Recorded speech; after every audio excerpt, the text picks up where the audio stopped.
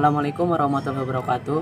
Perkenalkan, nama saya Jaki Mubarok dengan NIM 16026211081. Prodi Pendidikan Kepelatihan Olahraga dengan dosen pengampu Ibu Dr. Eka Fitri Novitasari, SPD MPD.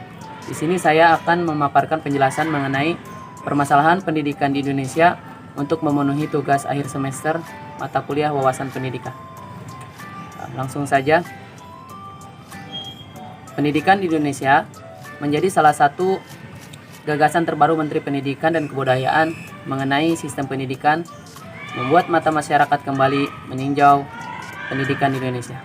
Pada tahun 2014, posisi pendidikan Indonesia sangatlah buruk. The Learning Corporate Version 2014, sebuah lembaga pemeringkatan pendidikan dunia, memaparkan bahwa Indonesia mempunyai peringkat terakhir dalam mutu pendidikan di dunia.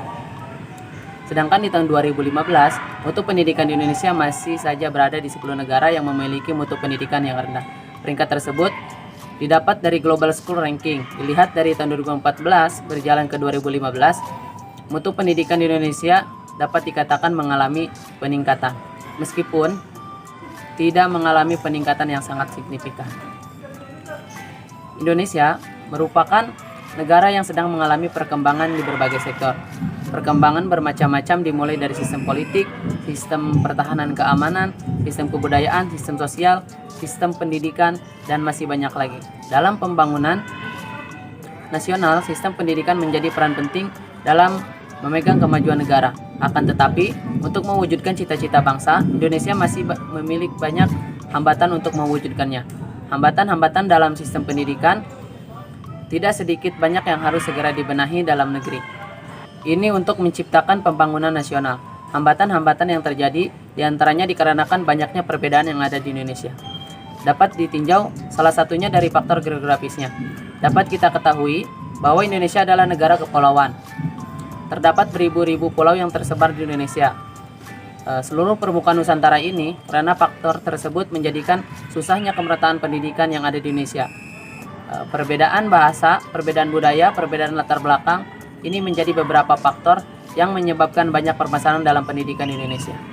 Selain hal yang telah disebutkan sebelumnya, permasalahan pendidikan di Indonesia juga dikarenakan dari masih lemahnya sistem pendidikan yang dilakukan dari segi pengajarannya, pembelajaran dan proses belajar peserta didik, kualitas guru yang mengajar masih rendah, pembiayaan pendidikan, sarana dan prasarana yang belum merata, sistem pengajaran yang masih monoton, kurikulum pembelajaran masih berubah-ubah di setiap tahunnya, dan masih banyak lagi. Faktor di bidang kemajuan ilmu pengetahuan dan teknologi juga menjadi salah satu faktor yang mempengaruhi kualitas pendidikan di Indonesia. Pendidikan karakter yang masih belum mencapai targetnya juga hal yang mempengaruhi sistem pendidikan ini.